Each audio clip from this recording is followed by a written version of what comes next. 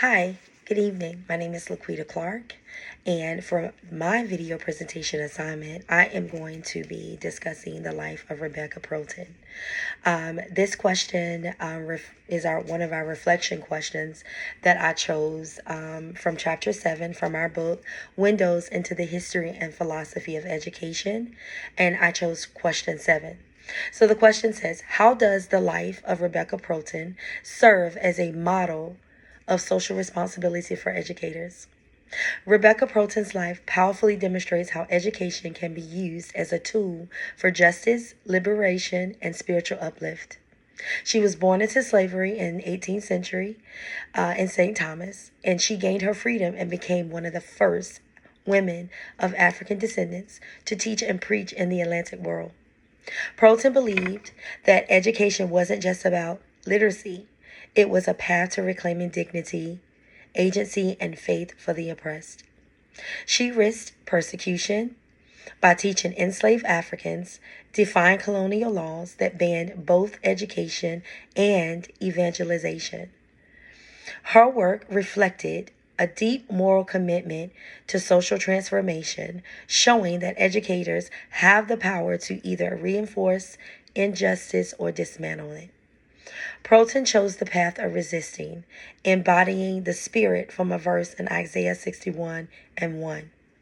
In her mission to bring good news to the poor and freedom to the oppressed.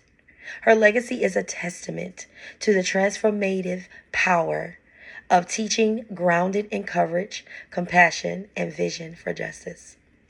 So, my philosophical perspective is that Rebecca Proten's life exemplifies how education can be a powerful tool for freedom and injustice.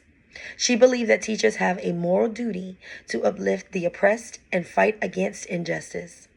Proten's work challenges educators to be moved beyond neutrality and actively resist oppression. For her, education is more than sharing knowledge. It encourages all of us to have ethical acts aimed at liberation and human dignity.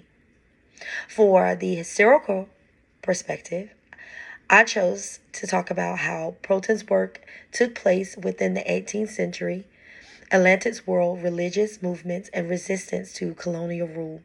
As a freed woman and educator in the Moravian Church, she was key to early Black Christianity and spreading literacy among enslaved African Americans, despite colonial laws against it. Her story shows the conflict between imperial powers and grassroots religious education. Through teaching and preaching, Rebecca challenged colonial authority and created spaces of resistance. Her efforts laid the groundwork for future Black liberation, theology, and educational equity. Thank you.